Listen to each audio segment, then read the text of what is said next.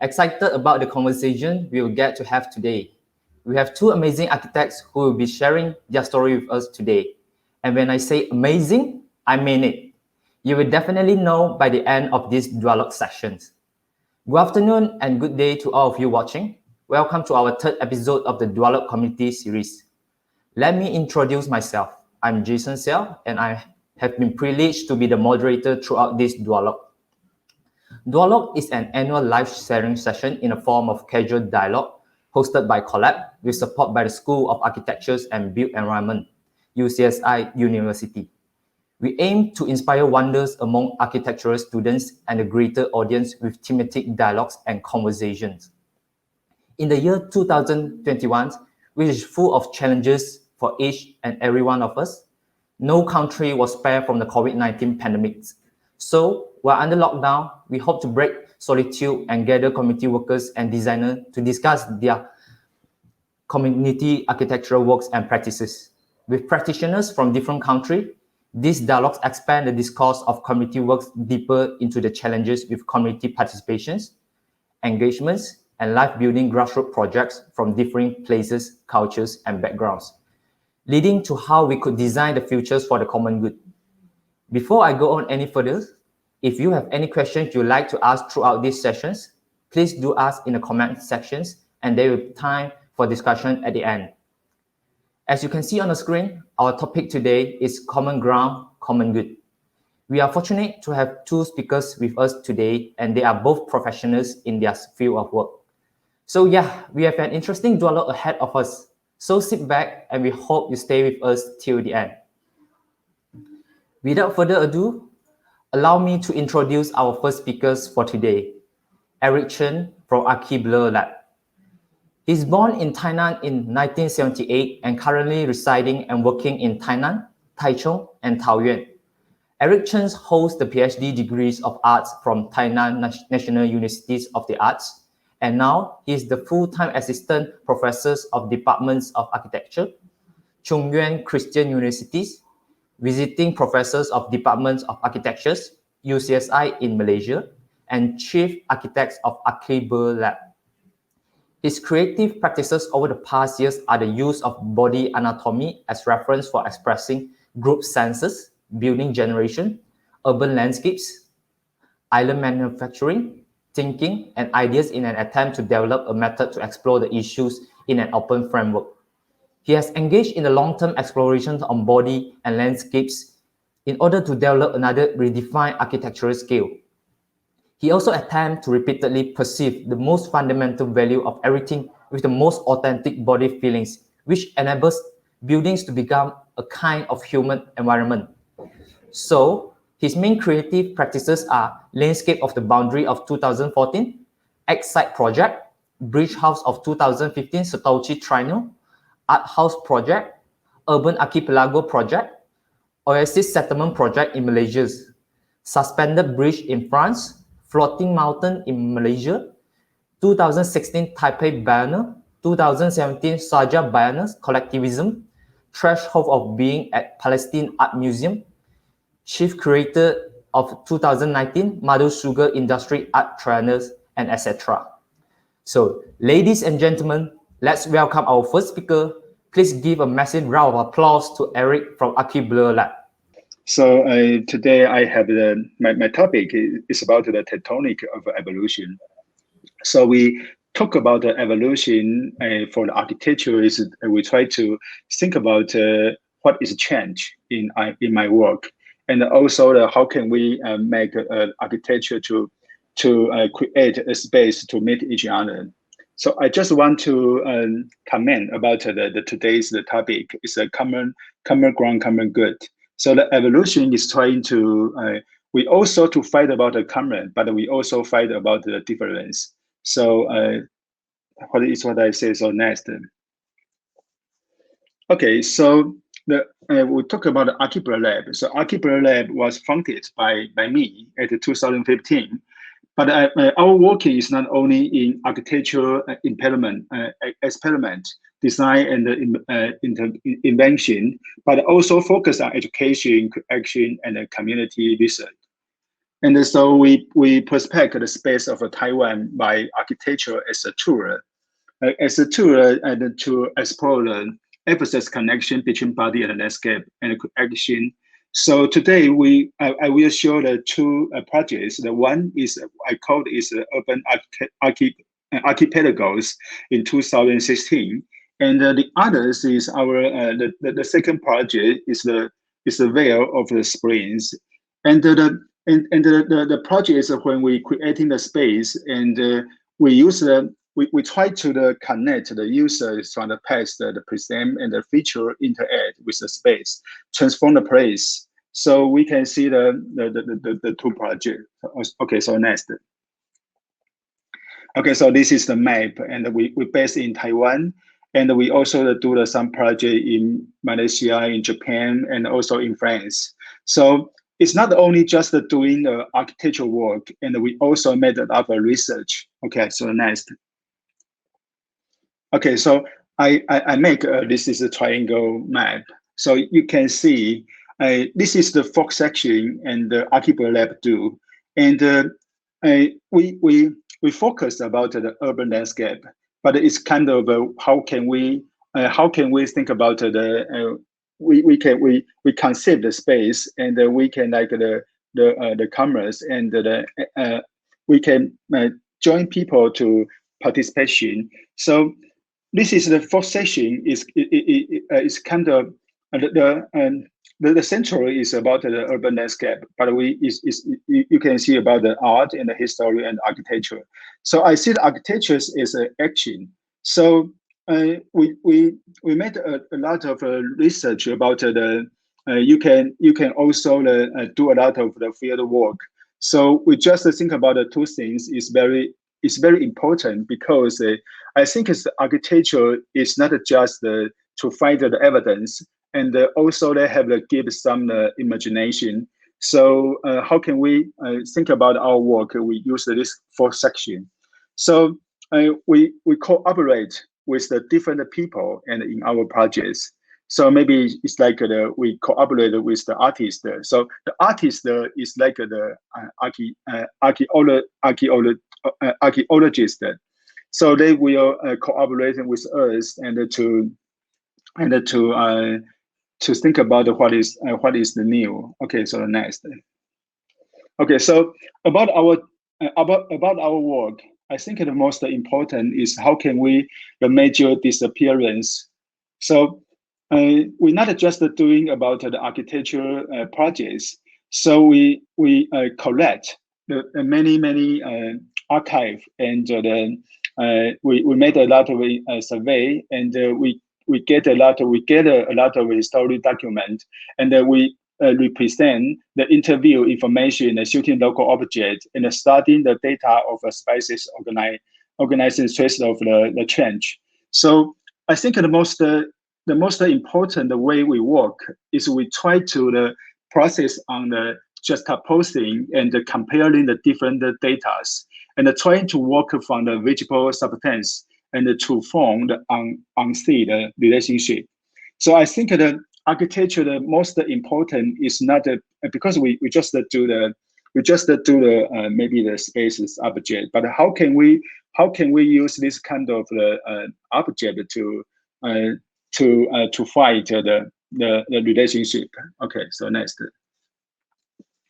Okay, so next is the first project I want to share today, and then it's called the Urban Archipelago Projects, and it's a small architecture, but we also think about what is the landscape collecting and archive we creating of tectonic. So we use the tectonic to do something like that. Okay, the next. Okay, so the archipelago is made as the drifting platform that can fill the urban space. So the urban archipelago projects trying to develop a new architectural scale that is able to drift and change between the body, the city, and the landscape. So they transfer different area into the theater, schoolroom, and stage, and the building with the combination of tectonic elements and formal condition. So our design, we investigate the capacity of people to engage with the urban morphology and the different ways of making art. So the next, so we until now we create about the 10 projects. Okay, next. So this is the first 1, 2, 3 we create about the 2016. Okay, so the site next. So the site is about the Taipei. It's a southern city area of the historical Taipei, and the Taipei the site have many government have many organization during the Japanese occupied periods. So the urban organization have have many energy, but its atmosphere and has destroyed. So we use this kind of the area to do that. So the next. Okay, so you can see the map. This is the southern area of the Taipei city. So you can see the white one is the about the government, and the organization is from the Japanese occupied periods. So you can see the brick one is the living house. It's a small house. So you can see it's quite a difference. It's quite have a big gap between the government architecture and between the living architecture. So we just the things, but the city, because during the time, but and so many things we are in the city. So you can see the right map, and we try to join the different map. So you can see the connect system. So this area, so if you because the years, so you can find maybe in the museum, maybe in the parking lot, and many resources, many stores. So that what I want to say is that there are many things that in the city. So how can we use this kind of the small project, small architecture to connect? So I call it is the connect system. Okay, so the next. So the archipelago projects, the 1, 2, 3, we attempt to place 3 drifting architecture that are able to they can move, they can grow, and they can get into the urban gap of the southern city. So the stage of the work respond to the interview with their architecture surrounding to transform the urban gap into the village stage, school, and the theaters. So next. So you can see we at that time, at that year, and we during the 2 weeks, we go to the 5 stops. So this is kind of the changing architecture scale. So they can move and they can change. So they can go to the different place and to try to transform the place into maybe like the museum and is a theater. So you can see the next one, the next page.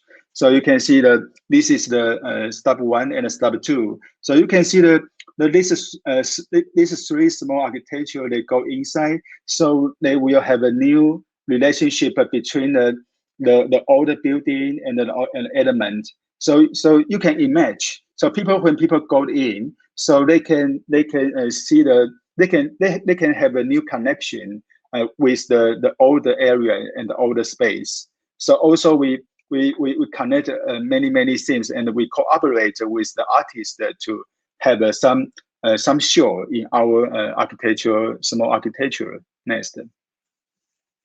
Okay, so these 3 small architecture, they returned to the starting point of architectural ideology to investigate the laws of physical sense when living in the urban environment.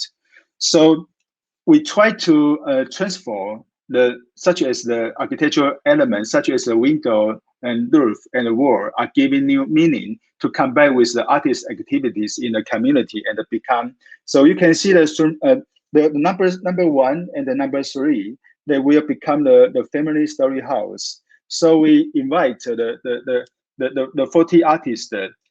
40 artists to work with us, and they will give it a lot of their story. So we try to put the story in our house. So the second one is like the exhibition hall.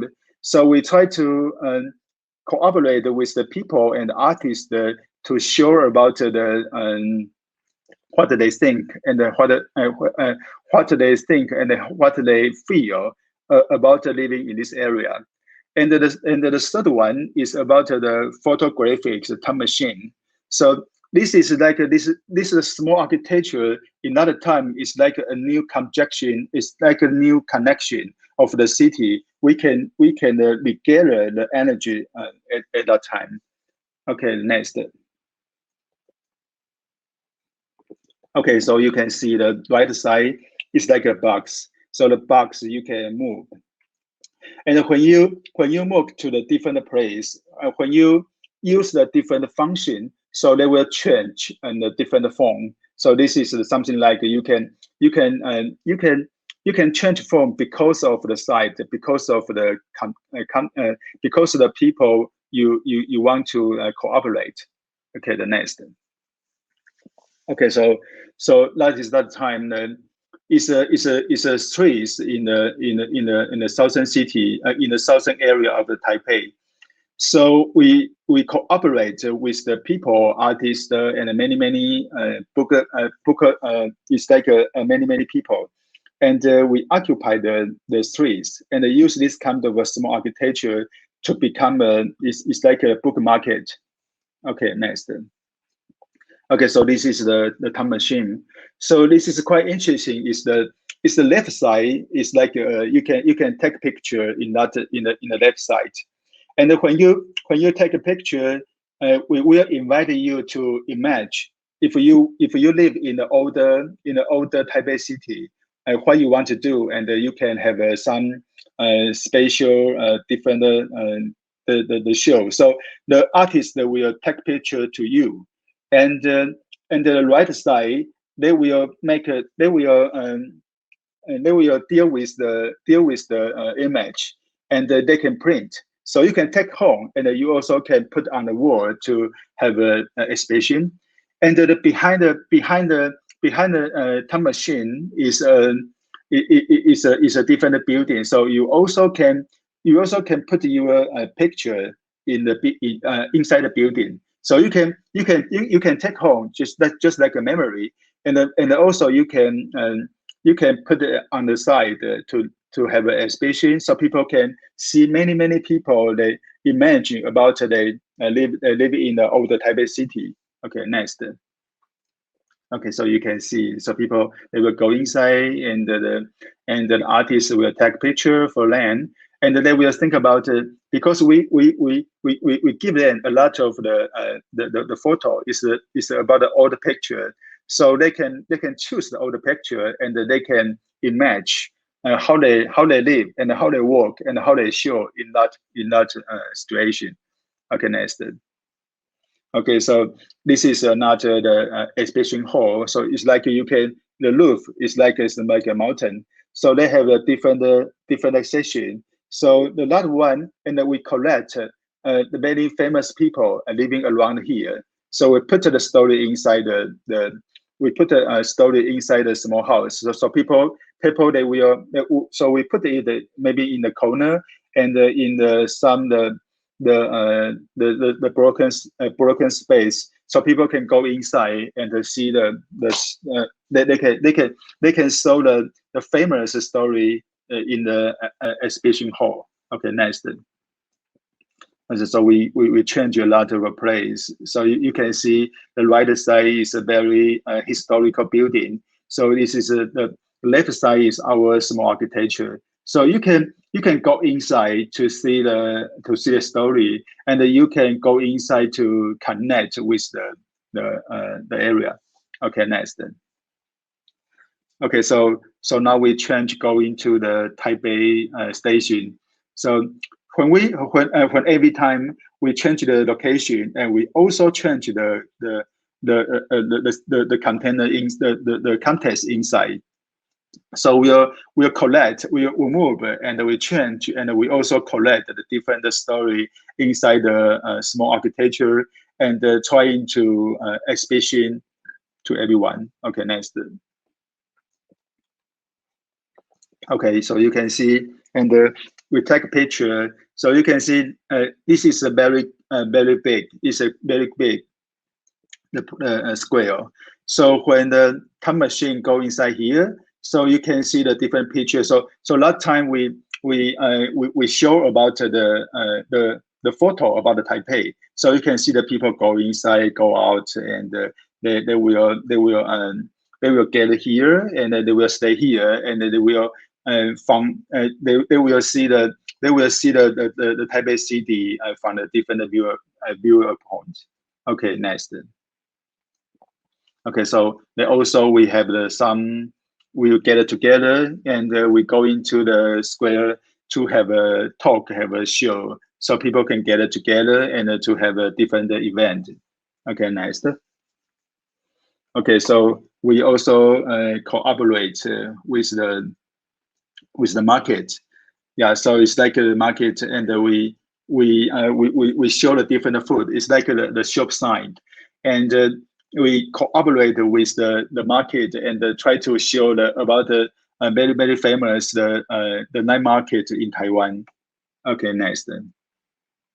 Okay, so you can see the number 1 to number 3. So we try to use the small architecture to cooperate with the artist, and after that we try to cooperate with the more people, because so that the number 4, we cooperate with the people to think about the water. So next. So you can see this is my drawing. So you can see the small architecture, they will change, but you can see we have the pipe, so you can join the water to on the roof. So you can growing up like the plant, the vegetable on the roof. So you can go along the riverside. Okay, next. So you can see, so every small architecture will connect with a very big area. So this is the Hsinchu city. It's also the north of Taiwan, and you can see the river. So in Taiwan we have many river, but after the city growing up, so the river will underground. So we try to use this kind of small architecture to fight the river. So next. So we draw in the map, so you can see the 2 rivers. But now the river, you didn't see the river because it's also underground. So we cooperate with the elementary school students. So next. So you can see we cooperate with the elementary school. So they will move in the architecture to find what is the river. So they will go outside to the school and to find the river and to join water from the river to the roof. So they will come back to the school. So you can see the children. They will take care about the garden. Okay, next. Okay, so you can see that. So this is the older house, but you can see the backside. There is a new building. So in front of the picture now is the road, but in the past there is the river goes through. So we use this kind of a small architecture to join the water. So the children and the people, they will understand in the past there is a river, so they can have a new connection with the past and the present and the future. Okay, next. Okay, so number 5 and number 6, and we cooperate with the hospital. So you can see that we use this kind of small architecture trying to cooperate with different people and different organization. So because now in Taiwan the hospital they want to have a relationship between hospital and the city.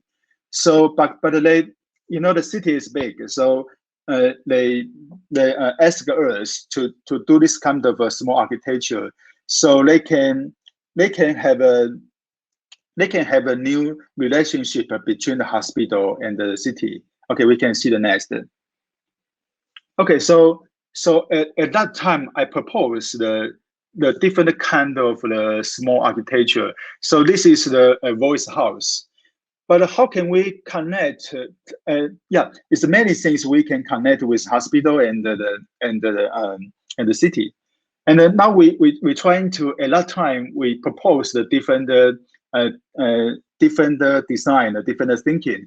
So I just want to share one is because in Taiwan we have the some problem and some situation in between the older generation and the younger generation.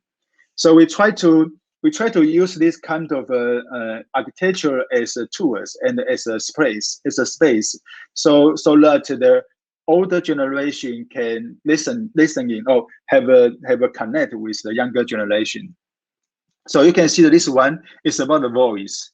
So we when we go to the hospital, they will talk with the people, so they will collect the voice about the younger generation and also the older generation. So we want to use the archipelagos, these small architecture to collect the different voice. So you can go inside, so you can see the older generation, and you can see the younger generation, what do they say, what do they think. Okay, next. So you can see the drawing. So we put the people, the younger and the older generation and the younger generation, they can hear to listen to what do they talk, what do they say. Okay, next. Okay, the third one, we want to propose a moving platform. So they will go outside, and they can change, so the children can hear to play. Okay, so the next. So you can see the drawing. So people can go inside. So parents, they will take the children here and to play, and the parents, they can talk to each other, and the children can play here. Okay, next.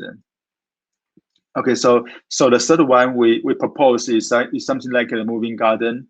So they will like a moving garden. So they will teach you, and will cooperate with the many different people. So what kind of a vegetable is good for health. So we can cooperate with the hospital and with the local people. And next.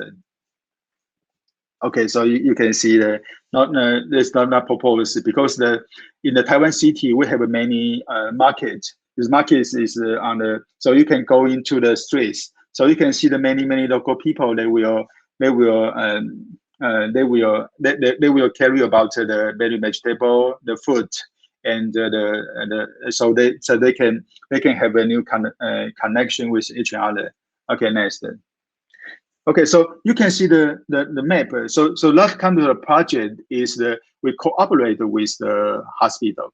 So it's the Xianxi country is the new area. So it's the hospital site. But you can see the Lugang village is a very local village. So we try to propose the hospital, they can locate on the new area. But the small village, because in Taiwan we have many small village. So how can a hospital, they can have a new tours and have a new space? They can go inside to the small and the older village, and they can cooperate with the local people. So we also made a lot of research, and we make a lot of workshop, and trying to think about how the hospital they can collect information and from the local village, and use this kind of a small architecture to do something like that. Okay, next. So so a lot of time we propose is this kind of a scale, so they can collect rainwater on the roof, and they also it's a moving garden, so they will change. So the central of the house is like a conversation room. So the doctor will go, the doctor will stand in the central area, and they will talk with the people, with the local people. So it's like a small hospital. They can go outside and to have a new connection with the peoples. Okay, nice then. Okay, so So about my first project is called the Urban Archipelagos. So it started from the 2015. So until now, we study change. So it's about 8 years. So that time now our studio now we have in our factory we just we try to propose the new the new one that will connect with the different people. So you can see it's changed. So they will change and they will connect with the different people. Okay, next. So this is what do we think? So we can use this the small architecture that will collaborate with different people, and they will create a different issue, and they will have the maybe sometimes is a show, maybe sometimes is provide a space, maybe sometimes they will go outside to have a new connection with the different people. Okay, okay, next.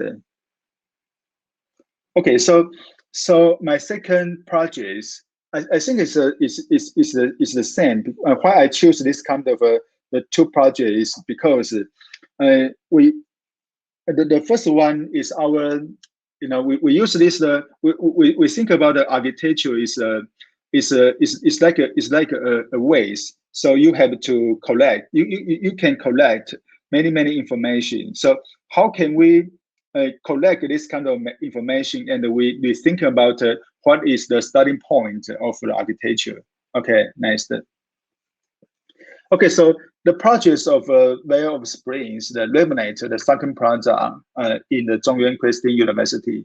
So this is a very interesting place. We can see the map. Okay, next. Okay, this is the site. So you can see the yellow one is the sunken plaza.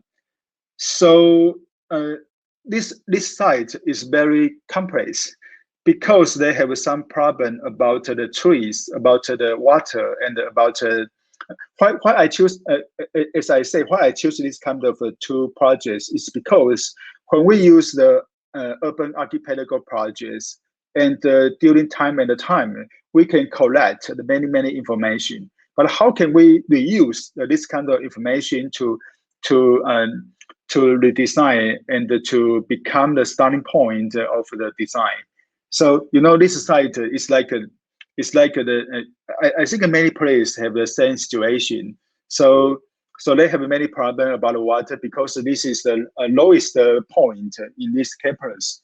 So when the heavy train when the heavy rain, so the water will go here, and here will fill of water. So no people will go in to use the space. Okay, next. Okay, so you can say this is the sunken plaza we change. So the upside is a water is a water wall. As a water wall, we use the recycle. So all the water is recycled. So we put a lot of water container underground. So we collect the water, and we use the water. So sometimes the water is for the plant, and sometimes the water is for the water wall. So we use because the many water we are here, so we collect the water underground, and then we use the water. Okay, next. Okay, so you can see I saw they have some problem about the trees. So we cooperate also with the people who deal with the plants, and we dig it about the root, and we use the water to clean the root, because sometimes we make sometimes we make the projects, we don't care about the trees, about the non people. Yeah, so we try to create the space, the people and the plant, and yeah, they can live together. Okay, next. Okay, so we trying to, because we're trying to fight and to trying to use the permit, so that the water can go inside, and they have their texture, and they can leave the people go on the permit, but the water will go underground, and the plane will go on. Okay, next. So we use this kind of steel. They will become for the time. They will change the texture. Okay, next. Okay, so this is the one. This is the add trees. So you can see it's open, so people can go inside, and the people can stay inside the space, and you can see the trees. So that we can use that way, because in the past it's just the boundary, so people can cross, and the trees, just you can see the trees, but you cannot give it trees the good place to grow. Okay, next. Okay, so I think our design trying to explore the several mode of the facility through the expose and the concrete, the metal, and the grape. So that's why we think, how can we have the new dialogue between how can we have a dialogue? We define the ground. So we have a dialogue with the people and the non-people and the different one to join here. Okay, next. Okay, so you can see the drawing. So how can we use the different pipe and a different way to make the root of the trees? They can have a new way to growing up. So how people can go on it? So how can we use the different payment and a different material to make things happen? Okay, next. Okay, so you can see we use the bamboo pipe and to make a water site, so the root can go through. Okay, nice.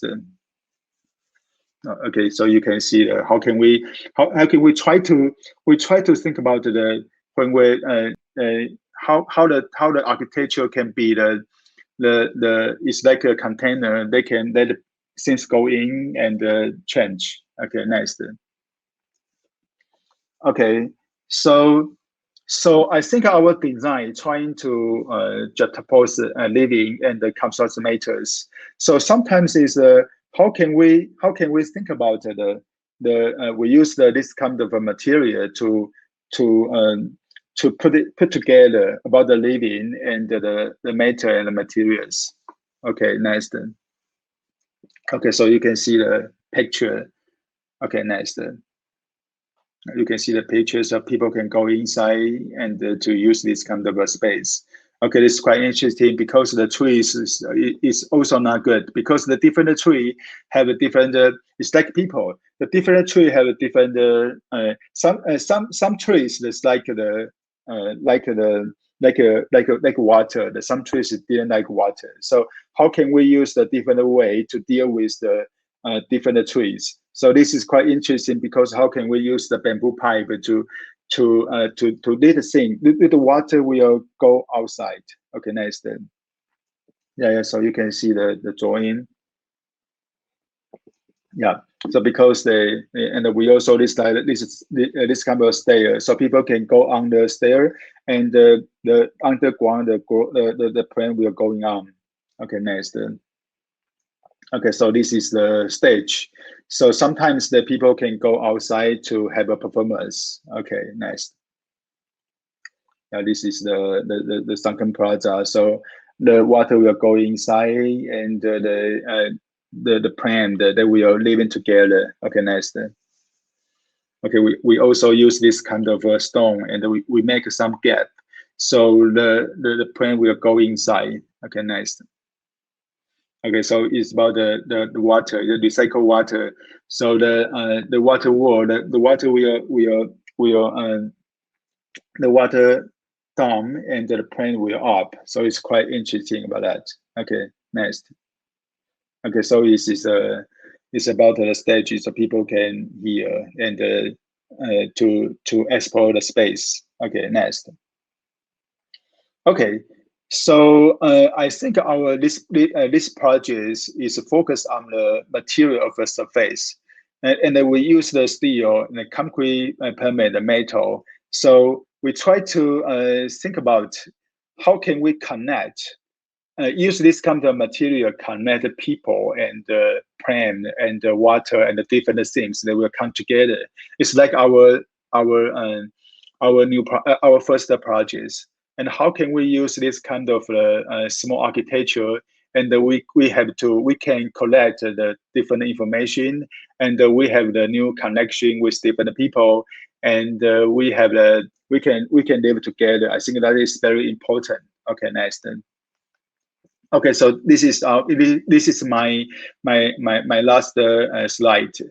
So what I want to say is, I think that architecture is about the community, and they try to have new ways to have a dialogue or connection with the different people. So we try to use the different way to talk with the different people. So sometimes we use the material, sometimes we use the space, sometimes we use the. So this is our project is a lot of time we collect the different information. The one information is about the plan. So we also cooperate with the student to join the plan. So you can imagine it's the more and the more plan, and we cooperate with different people. So we're trying to think about the different layers. So we can invite the different people to join us, and we also can have some good thinking about the environment, and we can connect with education and different people. Okay, so this is my presentation today. Thank you.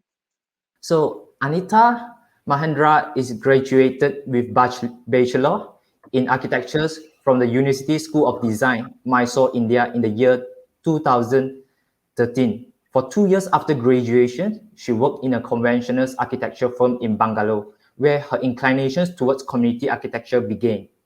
She joined Nivasa, a not-for-profit architectural organization based out of Bangalore in the year 2016, and has been a part of the team ever since. She has worked on various rural and urban projects, both in Karnataka and Tamil Nadu as a project architect, and now leads the design studio at Nivasa. Right then, let us put our hands together for Anita Mahendra from Nivasa. Good afternoon, everyone. We're very excited to be part of this session today. So we are a small team of architects and engineers. Sorry, there is construction happening in the background, so there might be some disturbance from my end. I'm sorry about that. So we're a small team of architects and engineers. Our office is based out of Bangalore. Our core purpose is to enable humane and dignified living conditions for the urban and rural poor in India through design and design thinking. So in India, homelessness is termed as, it is referred as people who are not living in a proper structure with a permanent roof. So that means people who are living in tarpaulin tents or thatch huts, they're all termed as a homeless population. So if you go by that, there are 3 million homeless people in India who lack even formal addresses. So they don't have any kind of identity to even be called as citizens of India. And especially in India, there are there are various types of homelessness. And each type of homelessness has its own set of challenges and issues. So we'll just go through them quickly. So some of them are, as mentioned below, disaster response housing, where there is, especially in the recent years, we've faced a lot of flood issues in India, in the northern part of India, and also in southern India. And they become homeless because of natural calamities like that. And there is refugee housing, there is street homeless, landless homeless, especially if there are migrant workers moving from one region of the country to another region of the country. They're always on the move, they don't have a land, so they usually put up tarpaulin tents and live. And they have to be on the move because they have to move from one place to another place depending on their job opportunities. And there is housing that is provided by the government for slum dwellers. And there is migrant construction labor housing. This is for the construction labors that is provided by the developers and the contractors who are building huge, say, IT parks or metros, etc. And there is rural below BPL is below poverty line. So there is rural BPL housing, there is urban BPL housing. All these have their own. Each of them has their own set of challenges and issues. So the problem, as you've seen, is huge, but unfortunately, only 90% of the designers cater to. 90% of the designers cater to only 10% of the population, which is the elite population. So the current approach that is being followed is there is a huge barrier between the architects or the designers and the other stakeholders, like the end users or the local vendors, contractors, masons, government bodies, and other NGOs who are working in different fields, donors, volunteers, etc.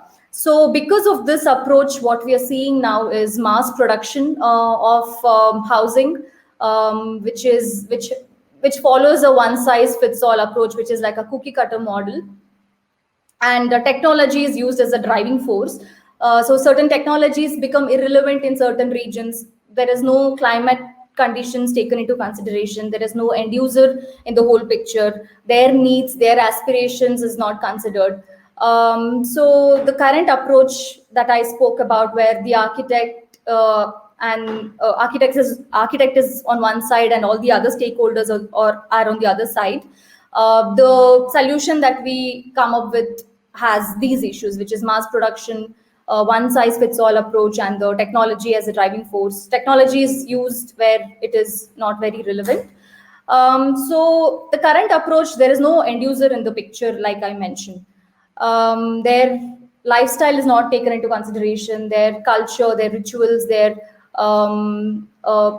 no aspirations or their needs not taken into consideration. Because of this, although there is huge amount of money that is being spent by the government and other agencies that are providing housing for the below poverty line segment, most of it is being unused because that is not something that end users want. The people who are going to use these built environment is not involved in the whole process of decision making or the design process.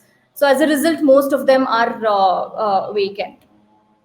So what Nivasa is trying to do is to break the barrier and come together on a common platform and an equal platform to arrive at a solution. So it's not just with end users, but also other stakeholders, because we believe that architects alone cannot solve the problem.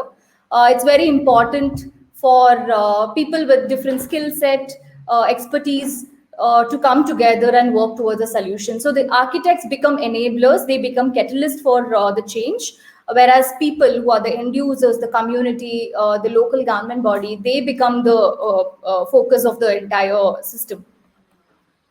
So like I mentioned, of course, architects cannot cater to all the needs. They can't alone bring about change. There is only so much we can implement. While we are implementing, we can influence the system and thereby also inspire people from, it could be students or it could be the government agencies, to bring about a change in a holistic manner. So Nivasa operates both in urban and rural regions. Project Griha is one of our rural projects, which is an umbrella project under which we have various typologies like, say, schools, preschools, which is Anganwadi is what we call here, housing, primary healthcare center, etc. So Project Griha is basically customizing design solutions that consider local material, local climate, and socio-cultural sensitivities. What are the economic activities happening in and around? Everything is taken into consideration before arriving at a design solution. And the design solution is implemented as a prototype, as a proof of concept, and then it is disseminated through the contractors, through the local government bodies and the skilled workers in the region. Since it's a rural project, I would like to just go over some of the issues that we see in rural housing in India. There is a particular language that is followed in architecture in rural regions. Each village has its own set of elements, like, say, in some region there are arches, in some region there is sloped roof because of the climatic conditions. So there is a particular vernacular that is followed in each of these regions. But currently what is happening is that is fading, because their aspiration is to move towards urban aesthetics. So they use a lot of cement, concrete. So the vernacular, we are losing the vernacular of the region. And there is, of course, lack of skills because there is no scientific approach towards construction. They've been following a certain construction practices for so long, and they just continue to follow without understanding why it is being done in a particular manner. And of course, there is poor spatial quality because they don't understand the value of proper light, ventilation, circulation. All that is not taken into consideration. And there is, of course, poor construction quality because there is no scientific way of construction. There is lack of skills, which leads to other construction issues.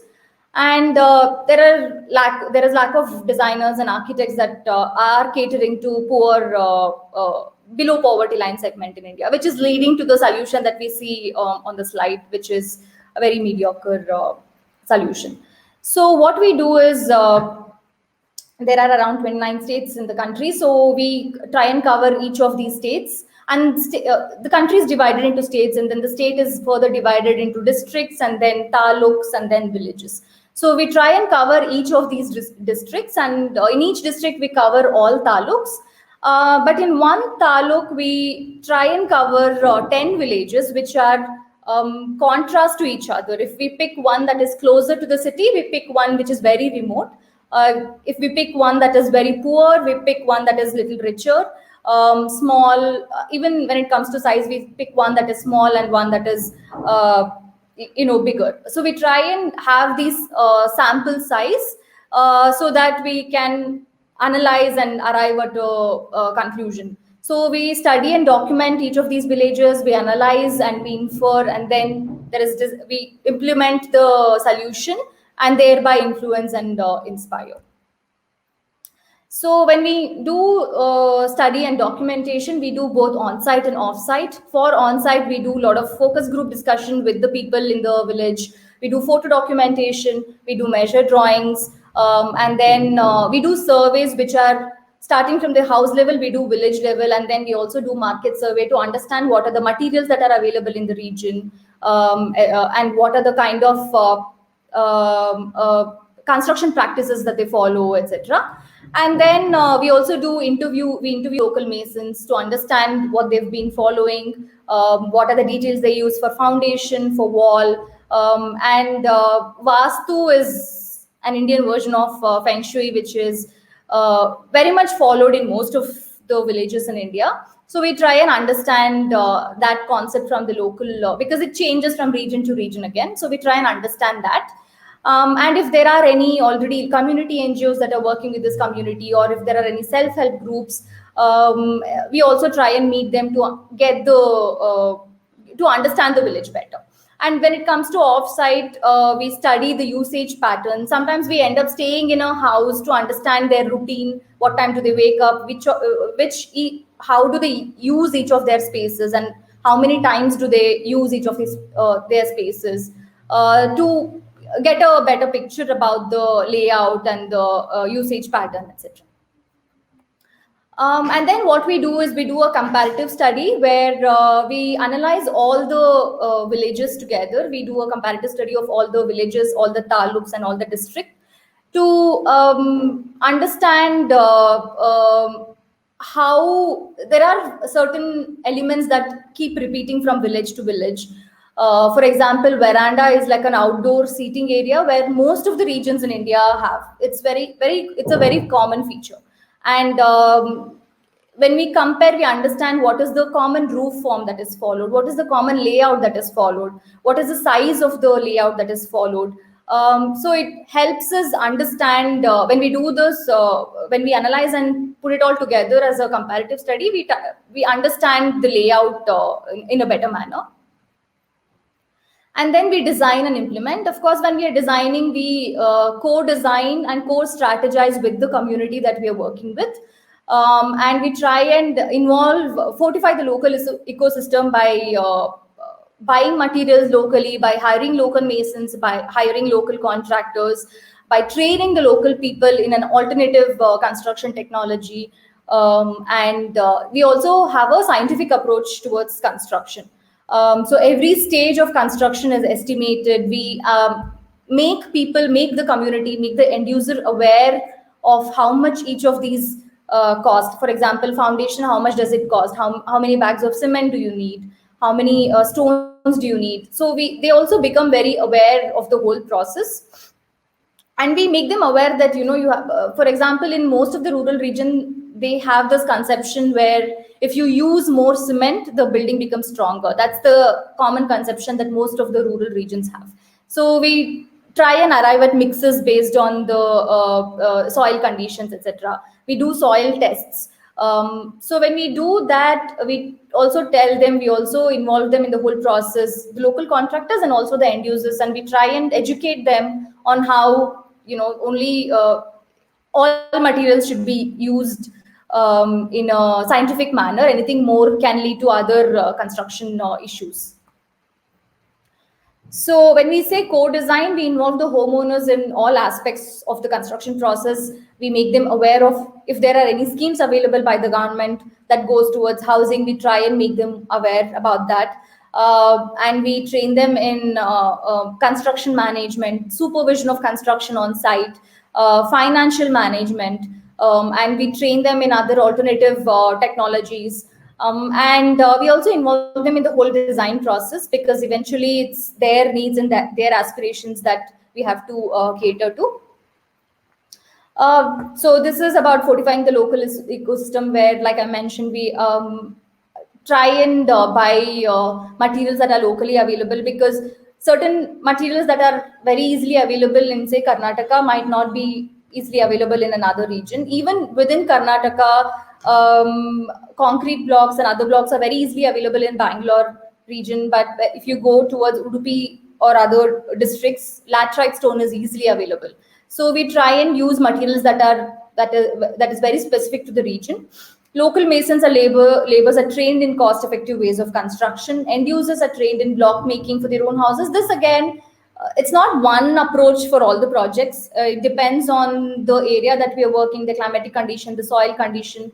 We might train the end users in block making in one project, but it will be an alternative roof technology in another project. So the approach changes from project to project. And of course, this training also will develop their skill, which can be an alternative income eventually. One of the success stories where we've trained a community in block making. Now there are neighboring villages who are coming and inquiring about the blocks, because burnt bricks are something that is very widely used. This is outskirts of Bangalore. It's a district called Chikballapur, where we are operating extensively now. So burnt brick is something that is very easily available and extensively used in this region. There we try to, the soil condition is good. So the soil is good for block making, stabilized adobe blocks or compressed stabilized blocks. So we train the community in block making. Of course, when we introduce a new technology, there is always resistance from the community, because it's something that they're not used to. This is also where the scientific approach towards construction comes into picture. So it's very important to build their trust, to build, to make them understand that there are advantages. So we have to do some on-site tests, like, there was an instance where we had to immerse a burnt brick in a bucket of water, and our stabilized adobe blocks, which the community made in a bucket of water, and we had to leave it in the water for overnight, for a few days. And then they removed the blocks from the water, and we asked them to test the stability of the blocks by themselves. So these are some of the tricks that we need to use to make them understand the advantages of the technology that we are introducing. We don't trust technology, we don't force technology where it's not relevant. We do only if it is relevant to the region, the local climatic conditions, and all the other aspects that I spoke about. And again, a scientific approach towards construction. We do stage-wise estimation with the end users to make them understand how much money they need at each stage of construction, so they are also aware. Because most of the times what happens is, when they start construction of a new house, they don't realize how much would a house of, say, 350 or 400 square feet cost. So they end up building huge foundation, and they put all their money into that, and they realize they don't have enough funds to continue the construction and complete their house. So in rural region, the most common issue that we see is most of them have laid their foundation, but don't have enough money to move forward. So the foundation is being laying there for years and years, and they've run out of money, and the house is incomplete. So these are some of the issues that we see in rural regions. So what we do is, before we start the construction itself, we educate them and we tell this is what is required for each stage of construction, and then basis that we start. So incremental development is also another option, where you do the foundation, but the superstructure is built as and when they have enough funds to build more. So most of our design solutions are also very modular, they're flexible, so they can be horizontally expanded if they have enough site, if the site is bigger, or vertical expansion is also another option. And we also train them in cost tracking and material tracking. So they know how much material is spent for foundation walls. So they are more aware, and it also empowers them to own the project, and it becomes their own project. Yeah. So our journey so far, these are some of the implementation projects where we have done one proof of concept, and that has now snowballed into much bigger. I'll just talk about it as we go forward. So we've done one house prototype in Udupi district. We built one in Cherkadi, after which is the photo that you also have put on the posters. That is the Cherkadi prototype.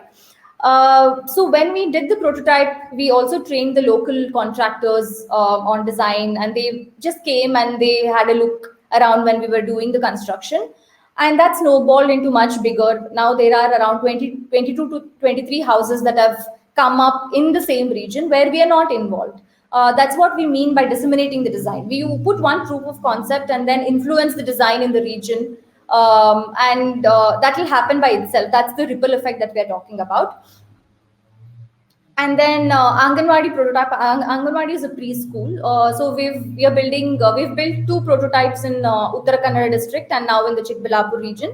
And we are again disseminating the design through the government agencies, the district government bodies.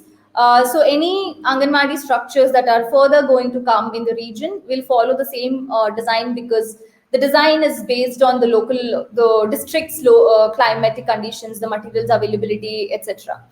These are some of the prototypes that we have done. I'll just take you through some of the snapshots. So this was for a Koraga family, which is a tribal family in Cherkadi, Udupi district, where we used laterite blocks, which was locally available. So some of the pictures. End users also came together to do the pointing for the house. The timber that you see for the attic was used from their old house. So everybody comes together and becomes part of the whole process. They become part of. They also take a lot of decisions, and it's a holistic development. So they own the project. At the end of the project, it becomes their own project. This is again another housing project we did on the outskirts of Bangalore, where again the community came together to make blocks for their own houses. Thereby, the cost of the house came down considerably, because the labor for the block making was by themselves. This is again another project that we did in Chikballapur region, where again 10 families came together to make stabilized blocks for their own homes. These are Anganwadi prototypes that we have done. So we've done two in Halyal and Dandeli, which is in Uttar Kannada district, and now two more prototypes. This is in a different district altogether, and we are doing two more in Chikballapur.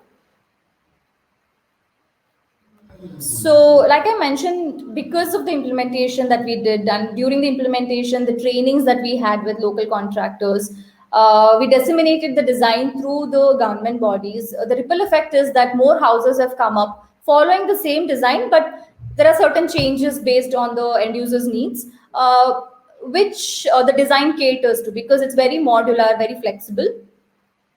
So there are 3 houses in Murur in the same district, 5 houses in Haladi in the same district, 19 houses at Padubidri in the same district. So these are some of the ripple effect. And few snapshots. These are the 5 houses. Again, laterite is very easily available, locally available in Udupi region. So we ended up using laterite. But whereas in Chikballapur region, laterite is not available. So we have to go with some other material that is available.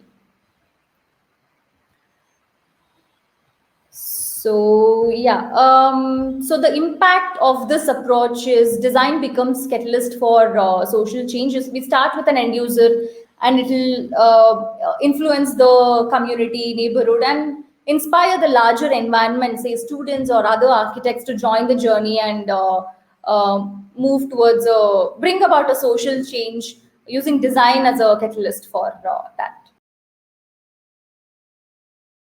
I would like to also introduce our guidebook that is happening. This year, we are aiming to produce a comprehensive research-based guidebook for communities architectures. This book will take a deeper dive into the issues and challenges faced by the different countries' community architecture projects and construct a clear reflections of the mistakes and faults, as well as the strengths and learning outcomes respectively. Of course, none of this would be easy without the generous support from our communities. So I would like to raise crowdfunding here to make our guidebook happen. We will greatly appreciate it if you could contribute any amount to our team. If you wish to support us, please contact our UCSI Sabah Facebook page or click the link below for further details. It's very fascinating to see how the solution that you came up with, the built environment, was used as a sort of an interlink between two entities. It could be the government and the people, or the hospital and the people, or it could be the kindergarten and the people. The flexibility of the solution to be able to cater to different needs or different function, was it something that was the intention from the beginning, or was it something that did it evolve organically as and when you were working on it, or was it the intention from the beginning of the project? Okay, so thank you. So can you hear me? Yeah, we can. Yeah. Okay. Yeah, I think that is because today I think I don't have enough time to talk more, and because because Anita, I listened to the speech. It's very interesting because it's also I think that it's also the folk section is also very important for me. So because I think in Taiwan everything is the how can I say we have to make because okay I say because you talk about the homeless, that is very good issues. But in Taiwan, when we talk about the design, I think we don't have a very good a starting point. How can I say? Because they that when the architecture student they study architecture, we don't know what they need. They just want to learn about the architecture. Yeah, So yeah, true. So so because you mentioned about the homeless, it's very important need. So we needed to do something, and you mentioned about the co-design and the ecosystem and the approach and the construction, because you have the very important starting point. So that everything is powerful. Yeah. So for me, I want to find the starting point. What's the need?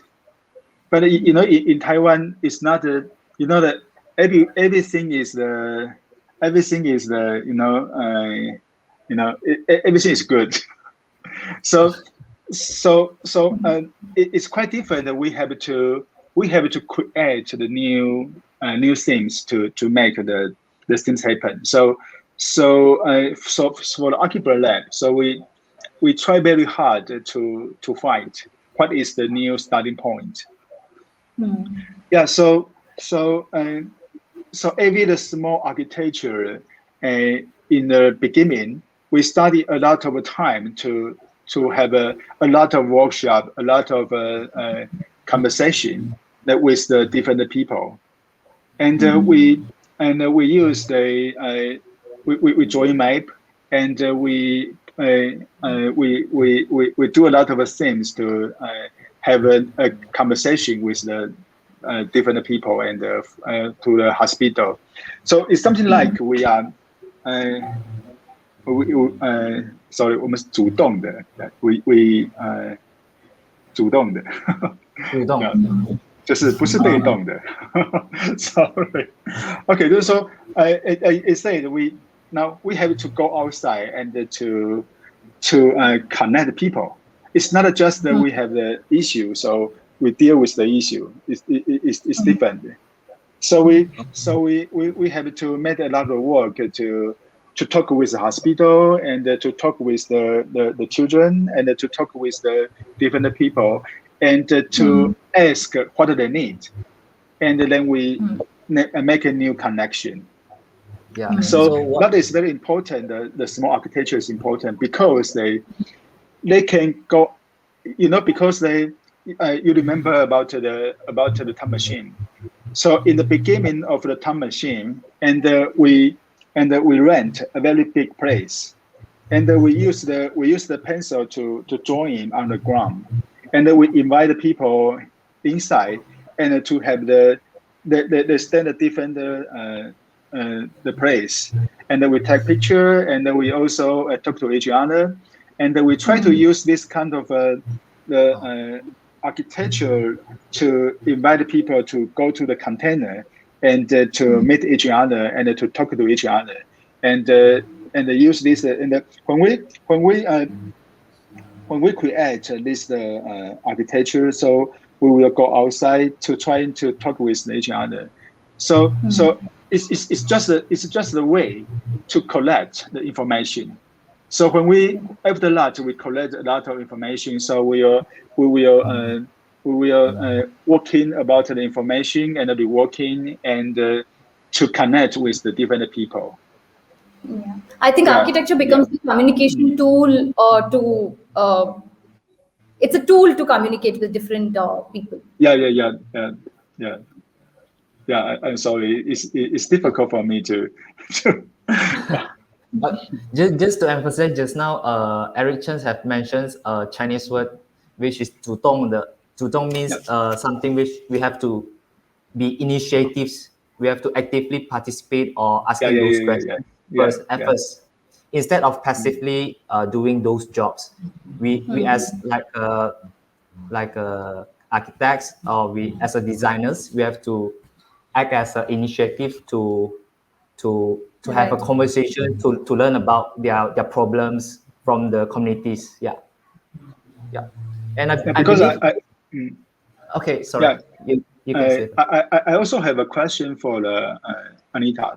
It's because for my opinion, the architect is the architect. They think they know anything, but they don't know anything. So about your team. So what kind of a team you have? Because you will, when we want to do you will invite people to co-design, and you will learn about the local ecosystem and the materials. So you have to cooperate with the different people. Yeah, because this is the things is different. Because when we are in the school, we don't know about that. Yeah. Right. So what kind of people you will cooperate, and how and what is the way you work? How do you work with another? So we are a team of So we are a team of architects, and we also have structural experts on the team. But what we do is we try and collaborate with local NGOs. For example, in one of the projects, there's this NGO called the Banyan, which was working with a community that was badly affected by 2015 floods that happened in Tamil Nadu. So when they were working with this particular community, they realized homelessness is one of the issues why they are mentally, disturbed. That's when they approached us. So we collaborated with the community NGO. Okay. So it depends on project to project. Now we are working with a tribal hamlet in a region again in Karnataka, who've been recently released from bonded labor. So this particular community has been working with the community NGO, which is enabling the people to fight for their land rights. So here we are collaborating with this particular. So it depends on region to region. Sometimes we collaborate only with the government agencies, local government bodies. So every project has its own different approach, different set of people coming together. Mm. Mm. So yeah. Okay. Okay. Okay. Mm. Okay. So is there any question for both of the speakers? If that's all, I will move on to our audience questions. Is that okay? Yeah. Yes. Okay. So the first question is about for Archiblur Lab about the outdoor mobile structures, which is the urban archipelago. So I will show the questions at the below here. So the question is, an outdoor mobile structures is exposed to more damage than a permanent structures. What are your strategies to overcome the challenges in order to sustain the infrastructures longer? So this is the question from Wuhan.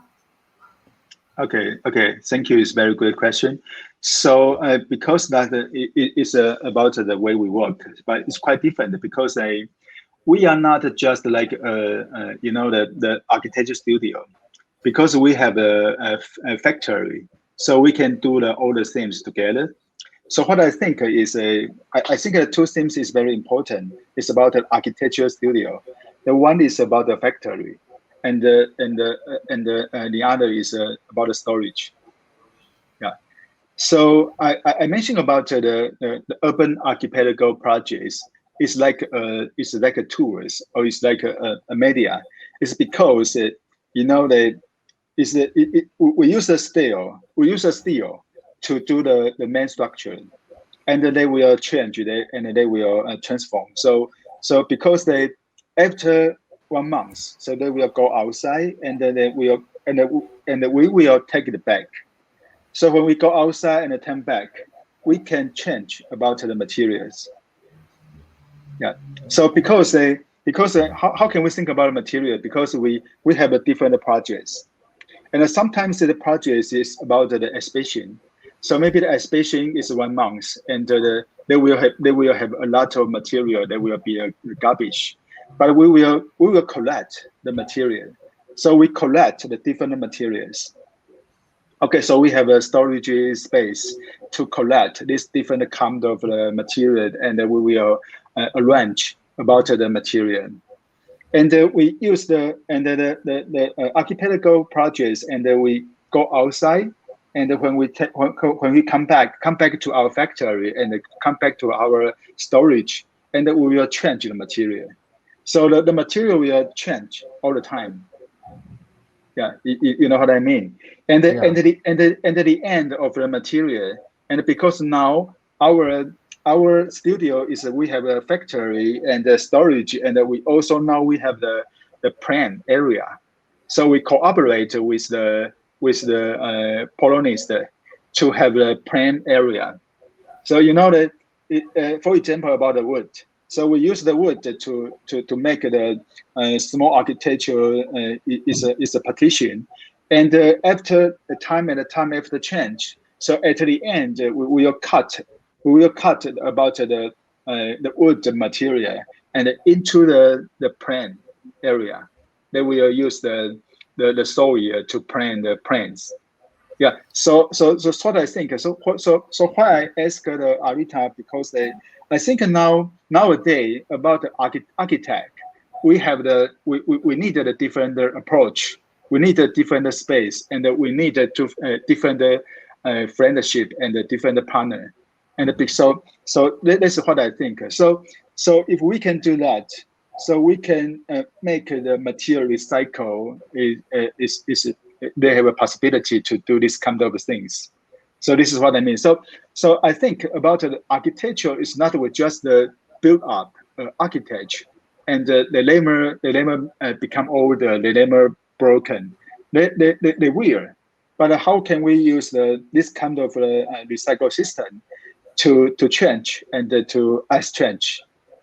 Yeah, this is what in my studio, my studio process, and about this kind of urban archipelago projects. I use this kind of things to maintain.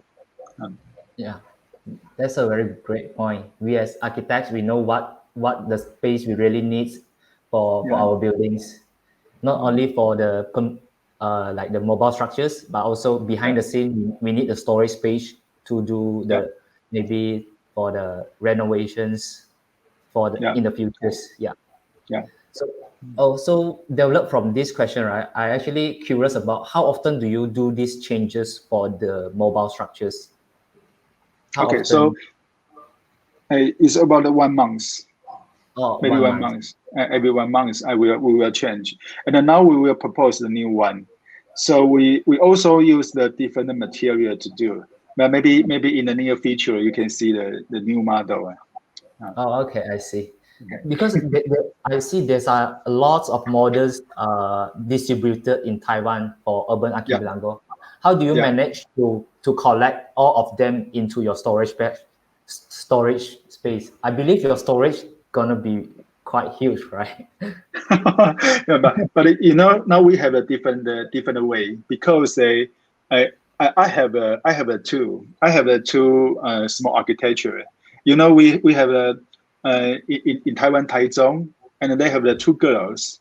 They want to have they want to have the stone to the breakfast stone, but they don't have a place, so they cooperate with us. So I rent the 1 unit to the 2 girls. So they have the, you know, so you know, sometimes we have some space, the abandoned space. So we use this unit to occupy the abandoned space. So later the 2 girls to have a breakfast stone. So sometimes we have the new cooperate with if some people they have, and also we have an other architecture is, I think it's number 10, and we give it to the community because they have the they want to have the space, and they can invite the local people to join in, and to have a workshop. So we give it to the community. What I say is we can return back to our storage, but we also can put on a different place. Yeah, and we can go. We can have a long cooperation with the local people, with the different people to maintain the place. So I want to make it's like a system. It's not just that we do the project and then we do the architecture. It's like a system. Okay. So due to time constraint, we will give one more questions to Nivasa, which is from Charlene. A question for Nivasa: what is the biggest challenges that you face in all these projects, in community engagements or working with different parties or technical side issues?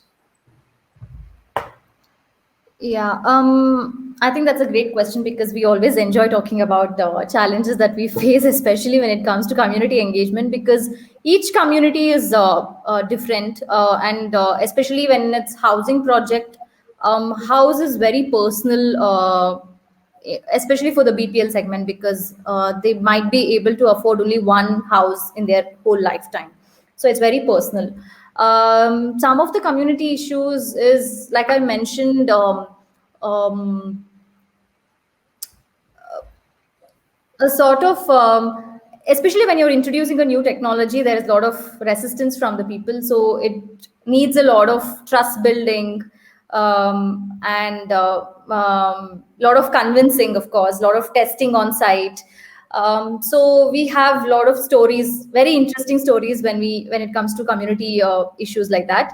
And working with different parties, when we in most of our projects we try and also involve the local government bodies in the whole process. Of course, there are scenarios where we get huge support from the local government bodies. In some scenarios we've not received much support, but it's very important, I think, to not lose sight of what we would like to do. End of the day, we would like to provide a home for the homeless or people who are underserved.